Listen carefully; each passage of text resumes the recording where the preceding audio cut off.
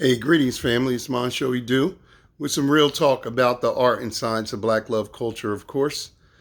And I want to talk about finding, keeping, and growing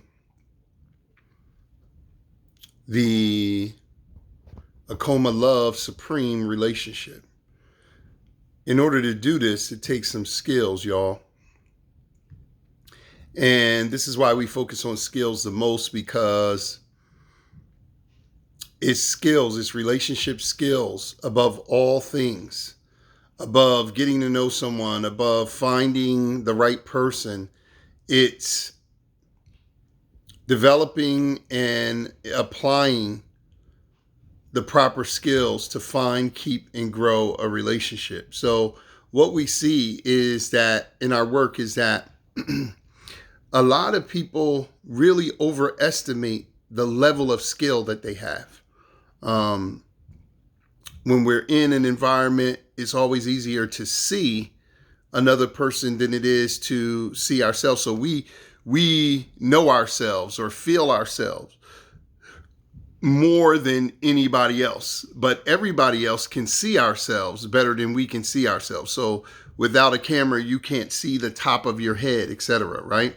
So in a relationship, what we find is that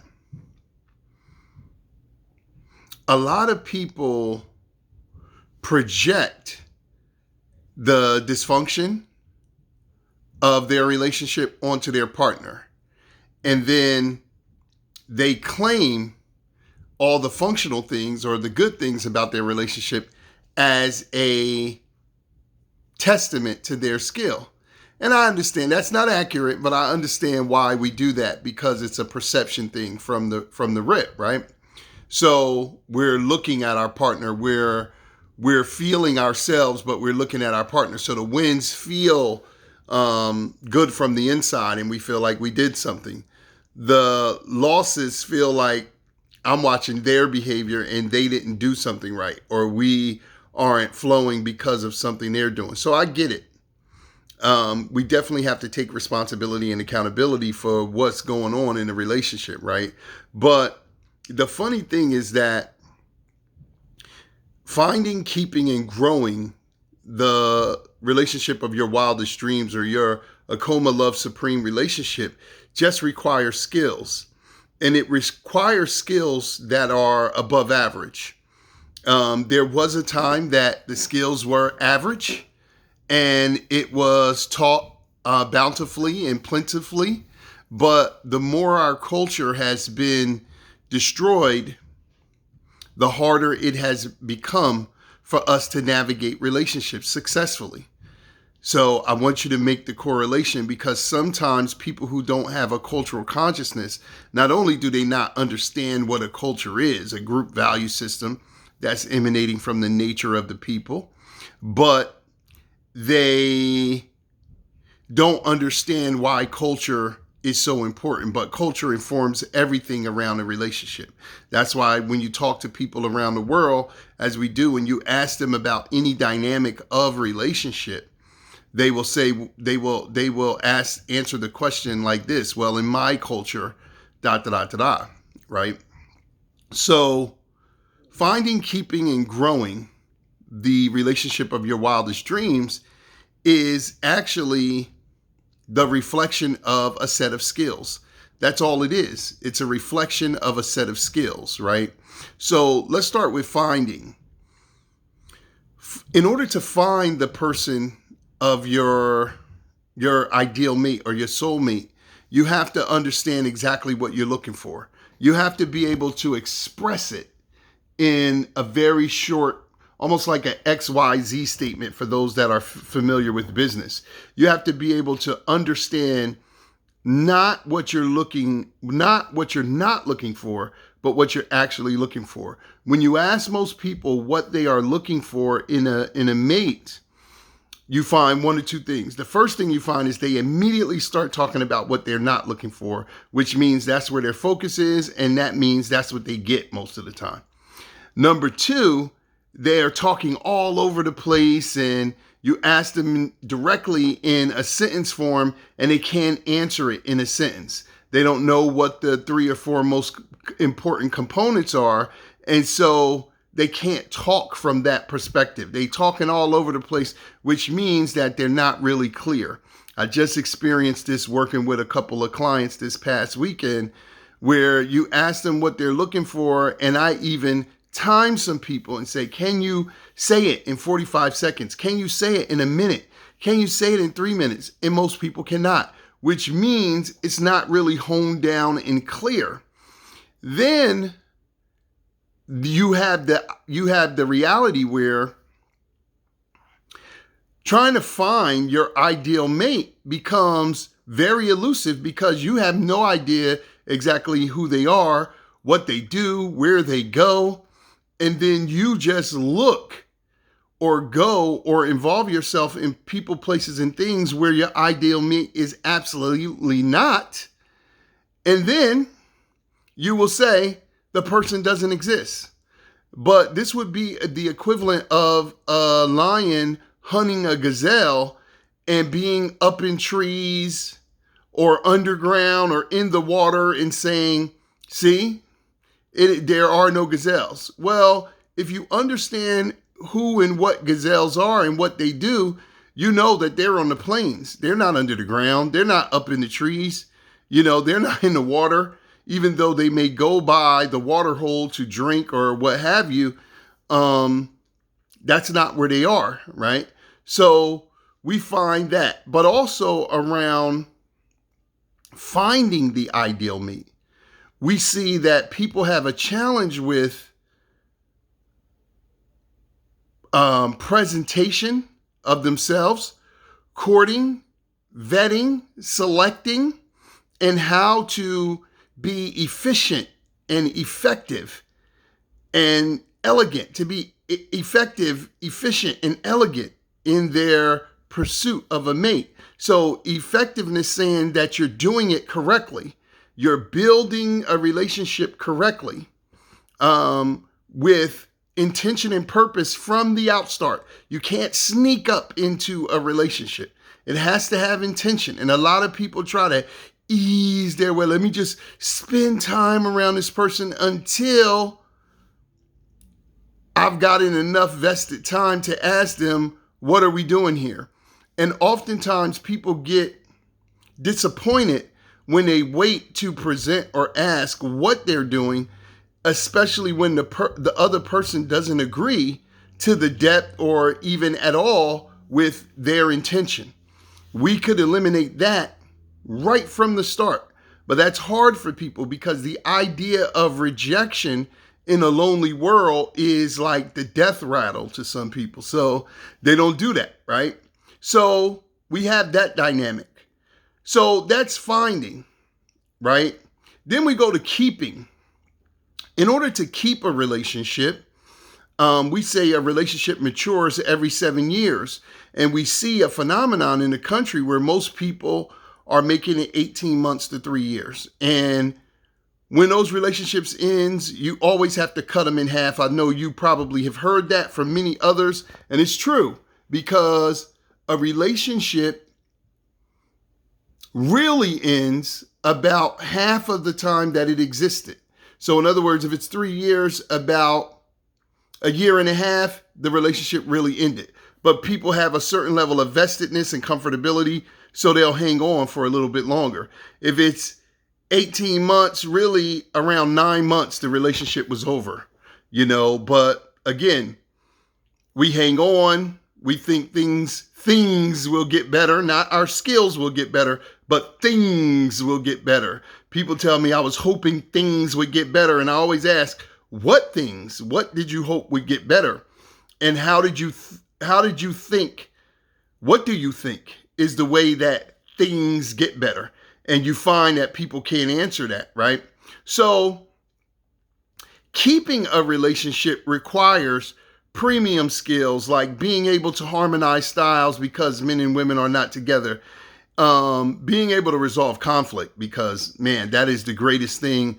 Micro conflicts, medium conflicts, and macro conflicts will sink any relationship if you can't resolve them efficiently, effectively and elegantly, right? So if something is effective, again, it is done correctly. If it's efficient, it's done succinctly, right? Without wasting time and energy, etc. If it's elegant, it's artistic, it's beautiful, it's done in a way that inspires the partner or the couple to exercise or practice the skill repeatedly.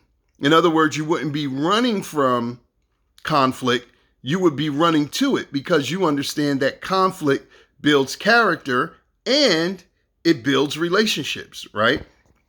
It makes the bond even tighter. So you got to be elegant in what you're doing. But in order to keep a relationship going, you got to have a certain level of skill. And of the super seven soulmate skills that we talk about at the Acoma House Initiative, those three, communication, 3D communication, the ability to harmonize styles, and resolving conflict have to be in tow, right? So then we have growing a relationship. So now growing a relationship, we're talking about 7 years and beyond. And in fact, every 7 years. So from the 7th to the 14th, from the 14th to the 21st, to the 21st to the 28th, to the 38th, from the 28th to the 35th, et cetera, et cetera, et cetera, right? So to grow a relationship, you got to have a certain, amount of skills. And, you definitely have to have life and love purpose. In other words, why am I alive is the purpose of life. And then why are we together is the purpose of love. And why we are together has to be more than the immature idea that you make me feel good. That is not enough, because anybody who's beyond 7 years, and you don't even got to be beyond 7 years, you can be 7 weeks, 8 weeks in and know that someone that you care for deeply does not and will not always make you feel good. So this can't be the purpose of relationship. But we live in a superhero syndrome, superhero complex fairy tale syndrome world where we think just coming together for our own pleasure and entertainment is the purpose of relationship. This is out of alignment with our value system, with our cultural value system. As we said before, when you talk to people of other cultures, they understand that the purpose of their relationship is dual. It's individual, but it's also collective. We, as Black folks in the Western world, whether we're in the UK, Australia, whether we're in North or South America, we are not understanding this anymore. And oftentimes throughout different places in the Eastern world where we're highly influenced by white Western theology, we also lose this because in many pockets of places around those continents, our cultures have been decimated, right? So this is the challenge. Now, what I want to say here is simply this. We talk to thousands of people, right? And what I see is that the greatest challenge with navigating relationships is that people do not have the skills to do it. And they will invent all kinds of understandings and reasonings and excuses for why their relationship is going the way it's going, or why they are not in a relationship but desire to be in one. But they never talk about the one thing that is the true reasoning behind it. And it is, do you have the skills to find your ideal mate? Do you have the skills to keep your ideal mate? And do you have the skills to grow the ideal relationship of your wildest dreams? For most people, the answer is a resounding no. And so with our purpose at the Acoma House Initiative through our counseling, coaching, and all of the programs that we have, the Black Love School, even the Acoma Day holiday, what we're striving to do is teach Black people the primary skills. There's so many skills that you could develop, so many ancillary skills, so many micro skills, but these 7 skills, as we say often, are number 1, life and love, purpose. Why are we together? And why am I alive? That means so much. Number 2, conscious courting. And courting is not just for the single people. It is for the maiden and married people to have a court of support, because no relationship can survive in a bubble or by itself, right? Despite the us against the world individualistic ideology that we get a lot of times in American culture, right? Or westernized culture. We're here in America, right? Number 3, 3-dimensional communication. 3-dimensional has thoughts and emotions as 1 dimension, unified understanding as 2, and unified action as 3. Number 4, harmonizing of styles. Men and women are not alike. Montsho and Nawasha are not alike. And we're not ever going to be alike. But we're not to oppose each other because we're not opposites. We're to complete each other because we're complements. Number 4, I think I'm on, is number 5 is resolving conflict or intimacy and sex. Let me say that one first. Intimacy and sex. Because we have to create emotional vulnerability to have intimacy, right? And then once we have deep emotional, psychological intimacy, we can have deep and mind-blowing physical intimacy. But we can't reach the second one without the first one, right? So there's an order to that. Then we must be able to resolve conflict, as I was going to say before, is number 6. Because conflicts come up all the time. Micro conflicts, medium-sized conflicts, and then really large conflicts. And you have to have a system for it, which is what we teach. It's not a theory about it, but a system where you say, we're in the middle of a conflict. Step 1 is this, step 2 is this, step 3 is this, and then practice and condition that until you master it. And finally, you have to have love legacy. You have to have a purpose. It kind of really leads back to the first thing, life and love purpose. A purpose for your relationship that will go beyond you. What will be the legacy that you leave for your children, for children of the world, for the people, for the collective, and for the spiritual and divine purpose that you came together for.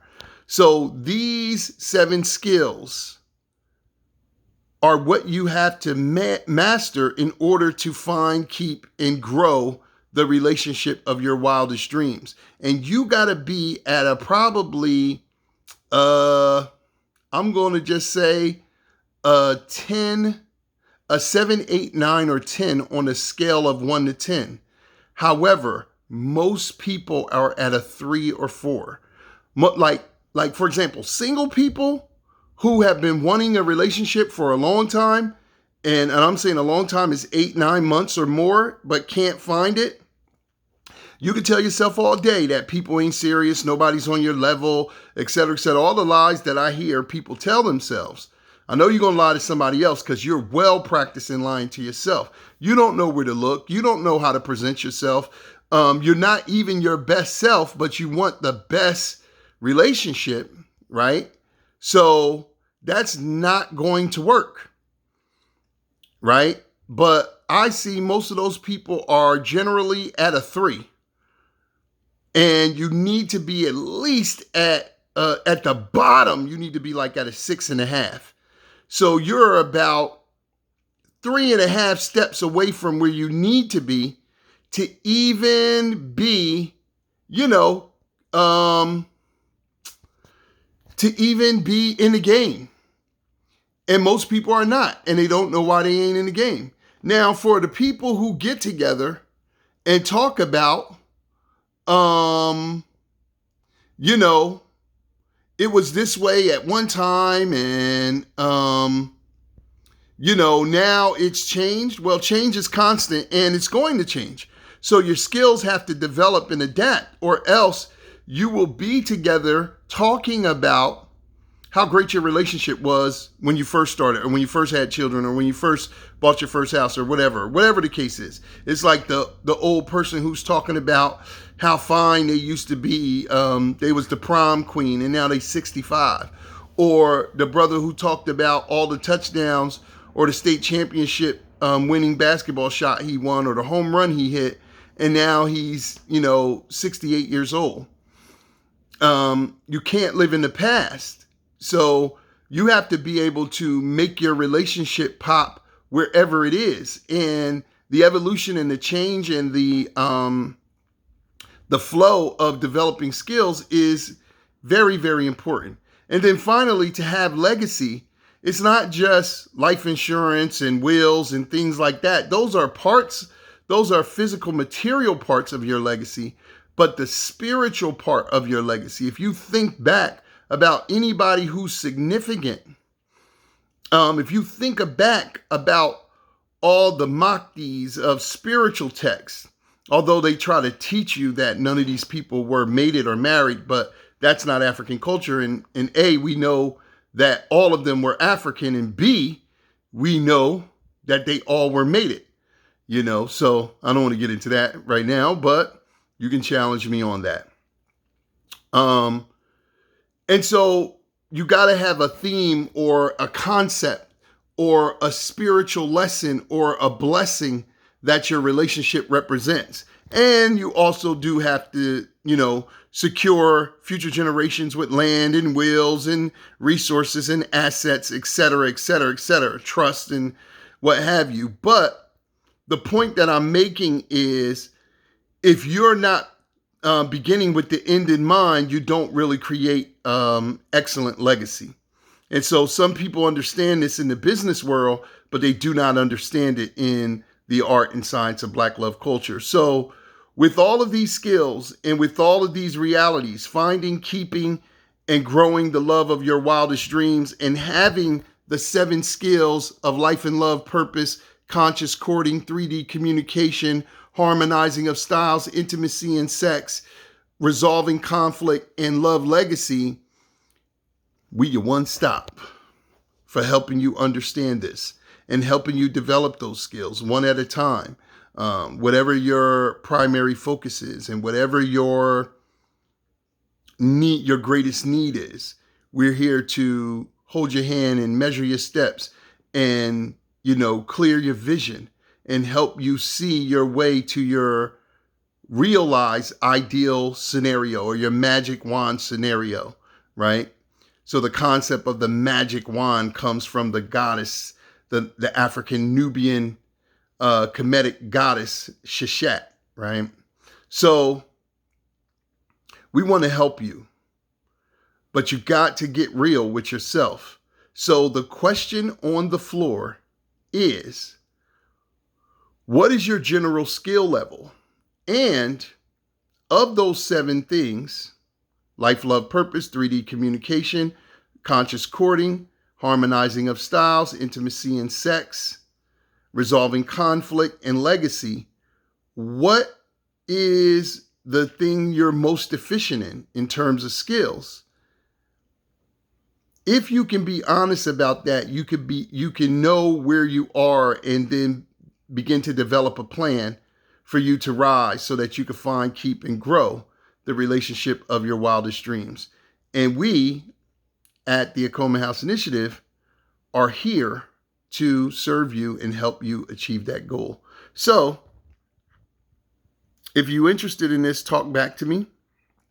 Put a link in the chat for a link in this video for a free consultation to talk about it deeper and more privately. But think about this. Think about this seriously. What is your skill level? What is your skill level when it comes to the art and science of Black love culture? If you could honestly assess this, you could start to begin to develop it and decide where it is that you want to be, and then create a life that you and your partner will revel in the art and science of Black love culture. So Until next time, I greet you in the universal words of love and say Niakoma.